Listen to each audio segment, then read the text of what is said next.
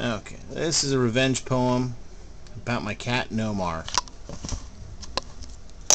Title of the poem is, I would say to him, some people should not have kids, and thank you very much for my moody shithead. Her baby's eyes are barely opened. The eyes of the kittens never focused on her. They were still as blind as they were when they were born. All they had were her scents, her mother's milk, and her rich placenta. She was removed from her babies, skull smashed by blunt force trauma. The brute leaves with the evidence of his crime, and tells his young daughter the kittens are next. The girl's eyes are red as she stands with a box of tiny kittens, cries without tears, cries for something they never fully understood but dearly needed. Maine Coon kittens, 4 of them, with the mark of God on their foreheads, written on the box, "Save my kittens." Tristine rescued a kitten named him Spacey. She was crushing on Kevin Spacey. Her landlord says, "No cats." Spacey was given to a Red Sox fan who changed his name into Nomar Garciaparra, a.k.a. No Kitty. The cat with the mark of God on his forehead flourished as he grew up with Mikey. Nomar meets Mikey every day as he comes home.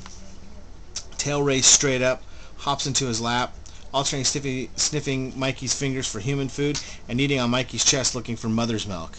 Moods change rapidly, purring replaced by growling and hissing. Nomar bites at Mikey's fingers, claws leave scars on human flesh. Right ear always droops when the mood changes, all part of the folly of being a bottle-fed cat. Mikey dreams of that brute.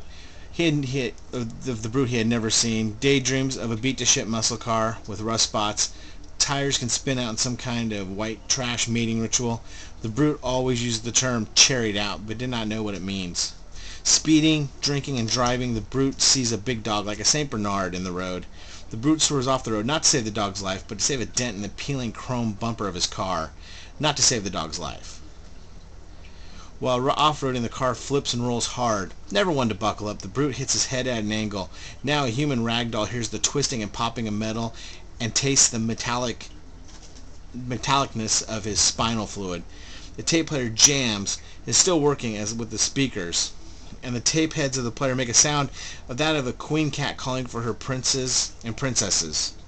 Then everything stops. Now just a blur of darkness, then lights flashing, then soft light with a sense of inertia, finally brighter lights, and then stopping underneath the brightest of them all.